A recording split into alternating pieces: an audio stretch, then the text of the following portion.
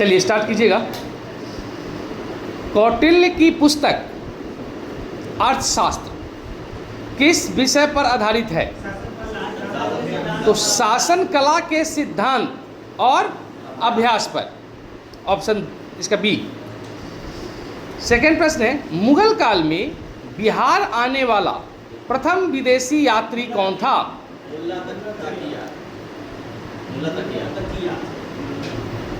मुल्ला तकिया, option A. वेद के किस ग्रंथ में बिहार के विदेह राज्य में आर्यों के आगमन तथा निवास के साक्ष्य का विवरण मिलता है? शतपथ ब्राह्मण में। वेदों की संख्या क्या है? कौन कौन? ऋग्वेद, यजुर्वेद, सामवेद और अथर्ववेद। इस चारों में सबसे प्राचीन वेद कौन सा है? ऋग्वेद। और सबसे बाद में लिखा गया अथर्ववेद। अच्छा, वेद त्रय में कौन कौन आता है? ऋग्वेद, यजुर्वेद और सामवेद। अच्छा, भगवान श्री कृष्ण ने वेदों की प्रशंसा करते हुए अपने आप को किस वेद में के समान माना है?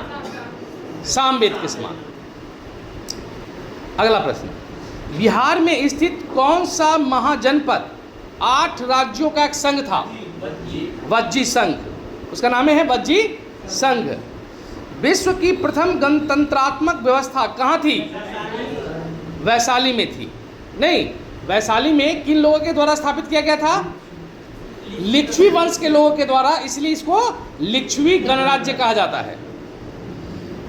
अच्छा, अभी भारत वर्तमान में गणराज्य है, तो ये जो हमारा गणराज्य व्यवस्था, ये कहाँ से हम लोग लिए हैं? फ्रांस से। कहाँ से लिए हैं? फ्रांस से लिए हुए। बोध गया में महाबोधि मंदिर बनवाया गया, जहाँ पर क्या हुई? जहाँ गौतम बुद्ध को ज्ञान की प्राप्ति हुई, वहीं पर बौद्ध महाबोधि मंदिर बनवाया गया हुआ है। अगला, मगध राज्य की आरंभिक राजधानी कहाँ थी? कहाँ थी? गिरिब्रज या राजगिरी, उसी को राजगिरी कहा जाता है। ठीक है। वह मुगल शासक जिसका राज्याभिषेक बिहार में हुआ था? जहांदार शाह। वह मुगल शासक कौन था जिसका राज्याभिषेक बिहार में हुआ था? जहांदार शाह। गार्गी संहिता में पाटलिपुत्र पर यवनों के आक्रमण का उल्लेख मिलता है। यह आक्रमण किसके शासनकाल में हुआ था? पुष्यमित्र शुंग। पुष्यमित्र शुंग के समय यवनों का आक्रमण हुआ था। इसकी चर्चा किस ग्रंथ से है? गार्गी संहिता।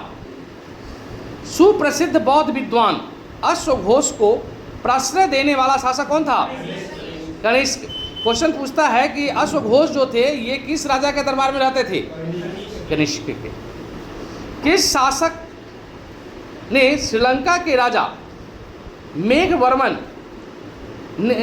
किस शासक के शासनकाल में श्रीलंका के राजा मेघवर्मन ने गया में एक बौद्ध मठ स्थापित करने की अनुमति मांगी थी? समुद्रगुप्त से। मगध पर मिहिर कुल का आक्रमण किस शासक के समय हुआ था? नरसिंहगुप्त के समय। चीनी यात्री इत सिंह बिहार का भ्रमण कब किया था? 635 ईस्वी में। हाँ ठीक है, 673 ईस्वी सन में हुआ था। विक्रमशिला विश्वविद्यालय की स्थापना किस वंश के शासक ने किया था? पाल वंश के लोगों ने किया था। चित्रित पांडुलिपि अष्ट सहस्त्रिका, प्रज्ञा पारमिता और पंचरक्ष किस युग के हैं? पाल युग के हैं। पालकालीन चित्रकला का भित्ति चित्र रूप कहाँ से प्राप्त हुआ है? मुंगेर की नालंदा? नालंदा से, मुंगेर से नहीं, नालंदा। ऑप्शन ए ठीक कर लीजिएगा।